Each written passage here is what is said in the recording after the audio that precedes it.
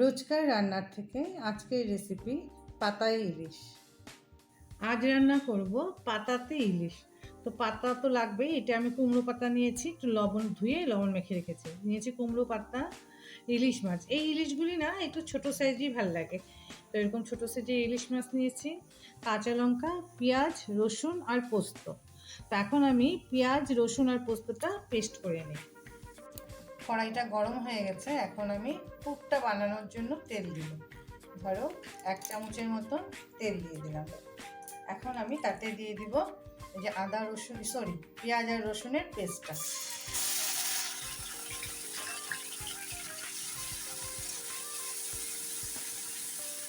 আর এখন তাতে দিয়ে দিব লবণ। পাতাতেও তো লবণ মেখেছিলাম না, তাই একটু বুঝে লবণ, এটা বেশি বেশি হয়ে যাবে। আর দিয়ে দিব আন্দাজ মতন হলুদ, আর দিব লঙ্কা, যে যেমন ঝাল খায় সেই হিসাবে লাল লঙ্কার গুঁড়ো দিয়ে আমি এখন এটাকে একটু সামান্য আধার মতন একটু সাঁতলে নিই। এখন আমি এই মশলাটা, পেঁয়াজ আর রসুনের গন্ধটা যখন গেল, তখন আমি দিয়ে দেবো যে পোস্ত বাটাটা, দিয়ে এটাকে আর একটু ভালো করে সাঁতলে একদম শুকিয়ে নিই মশলাটা আমার সাঁতলানো হয়ে গেছে। এখন আমি গ্যাসটা অফ করে দিই, তারপরে পাতায় ভরি। এখন আমি পাতাতে ইলিশ মাছটা ভরি। তো তার জন্য প্রথম এরকম একটা পাতা নিলাম। এই পাতাটা সোজা দিকটা নিচের দিকে থাকবে, আর উপরের দিকে সোজা দিকটা উপর দিকে থাকবে, আর এই যে পিছন দিকটা নিচের দিকে থাকবে। আর দিব তাতে আর একটু উপরে আর একটু পাতা দিয়ে দেবো ছিঁড়ে, কেন কি যাতে এটাতে পিটুলি দিব না, তো তার জন্য। এখন আমি এই পাতাটার উপরে একটু মশলা দিয়ে দিলাম, আর তাতে দিয়ে দিব এই যে মাছটা কিন্তু কাঁচাই দিব। মাছটাতে কিছু হলুদ লবণ মাখারও দরকার নেই, এইভাবে আমরা মাছটাকে মশলাতে ভালো করে মেখে এবার বন্ধ করে দিব। এইভাবেই আমরা পাতায় ইলিশ করব। তো এই আমার একটা হয়ে গেল, এই যে এইভাবে একটা করে নিলাম।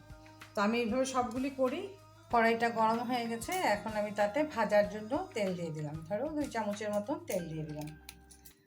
দিয়ে আমি তেলটা একটু ভালো করে গরম করে নিতে লাগবে, কেন কি পরে তো আমরা আঁচ কমিয়ে দিব। তো তেলটা ভালো করে গরম হয়েছে, এখন আমি তাতে এই যে পাতাগুলি বানিয়েছিলাম দিয়ে দিই একটা একটা করে। দিয়ে একদম লো ফ্লেমে ঢাকা দিয়ে দিয়ে আমরা ধরো 10 মিনিট লাগবে। এই পিঠ হলে ওই পিঠ আমরা ঢাকা দিয়ে দিয়ে একদম লো ফ্লেমে এটাকে হতে দিই। এখন আমি ঢাকনাটা উঠিয়ে দেখি, আমি মাঝখানে কিন্তু 2 বার নেড়ে দিয়েছি। তো আমি এটা বসিয়েছি যে 10 থেকে 15 মিনিট হয়েছে। তো এখন আমি দেখবো কীভাবে বুঝবো। দেখো পাতাগুলি উপরটা কিরকম খড়খড়া টাইপ হয়েছে, আর এই যে একটু কালচে হয়ে যায় এইভাবে। তো এটাকে উল্টিয়ে দিই, ওই পিঠটাও হয়েছে।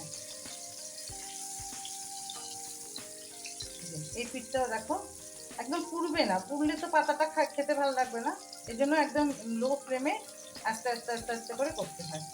তো আমার এই কমপ্লিট হয়ে গেল পাতা ইলিশ। এই দেখো